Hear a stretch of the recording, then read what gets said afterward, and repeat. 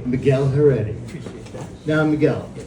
you and I have not met in person, but we have spoken before, and I get a general vibe of how different everybody here is, but he's got so many different types of, how can I put it, artistic expression. Not only is it Art that you would Right. say that's ink and Yes, paper, it starts out but then on pen and paper. Yeah. absolutely, but then there's other media that he uses. I'm gonna let Miguel take a little time to explain his journey on how he started, the different aspects of his work, and this was the question that we talked about before briefly: art versus the monetization, so that way you could survive on your creation. Is that a conflict? Do you feel like I'm selling myself out, or the public appreciates my work? For an artist, that's one of the dilemmas that they go through, and it goes for any artist, really, right? Sure. Music, Yeah. this, definitely. Here, I'll let you speak. Sure. My advice to any artist is to not really worry about what the public thinks about your artwork. Number one, if you love your artwork, keep going. That's my advice. So I don't think there's really such a thing as selling out. If you're gonna draw and you want people to see your stuff, you get it out there. I tell other artists, you could be the Michelangelo of 2025. Nobody's gonna know who you are if you don't get out there.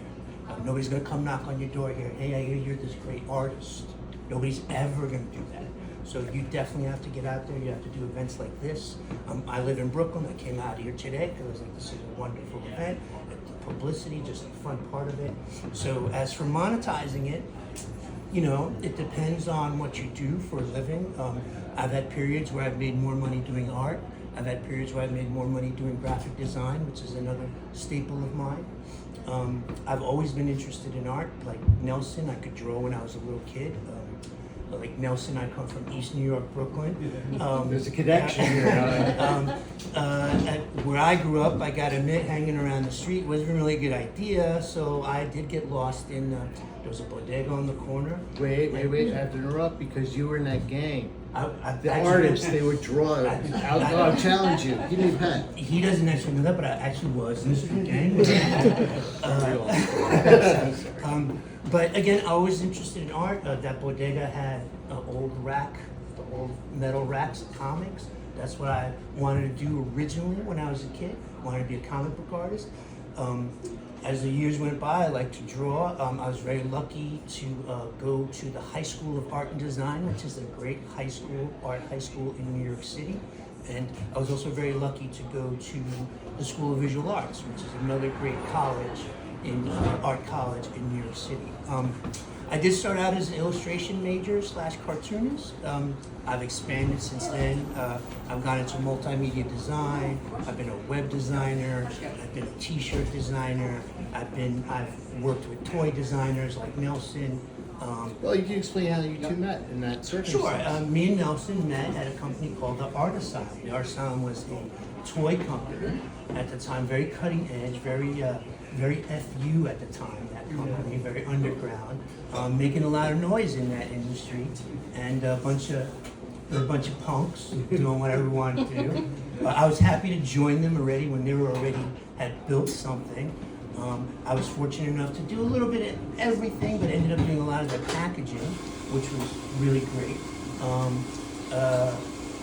The company he worked for ended up being clients of mine for 6 to 7 years, but me and Nelson have been tight since then, and we've always supported each other, and like you said, back each other. So that's a Brooklyn thing. Yeah, and you're right, Nelson is Nashville. Yeah. You all are. Yeah. But I have a question for you, because looking at your background and all your work, there was work with TV, cable TV stations. So can you describe what you did with that? Sure. Early on, after college, I kind of fell into what you call on-air broadcast design. It was just my way of getting on computers, and it was a lot of fun. Here we are 30 years later. I've done what you call on-air graphics or graphic design, information graphics, animation, all kinds of stuff for CNN, MSNBC, Court TV. I've been with these companies not only as a freelancer, but also as a full-time person.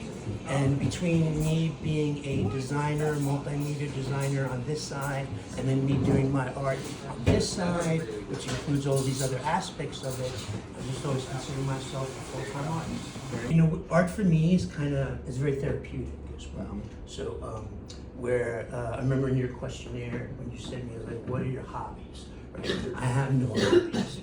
That's your hobby.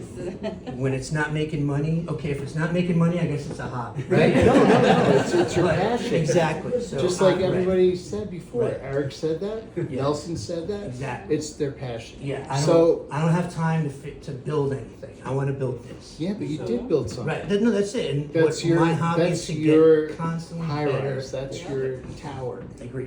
That's the pyramid that you built.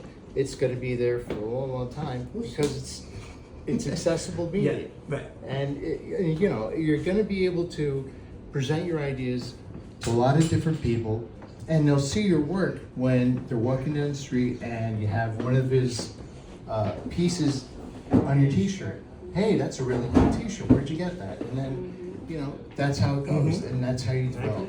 So yeah, we have T-shirts. Give the gift of Twisted this holiday season Oh, yeah. because our stuff's very twisted. You sold me.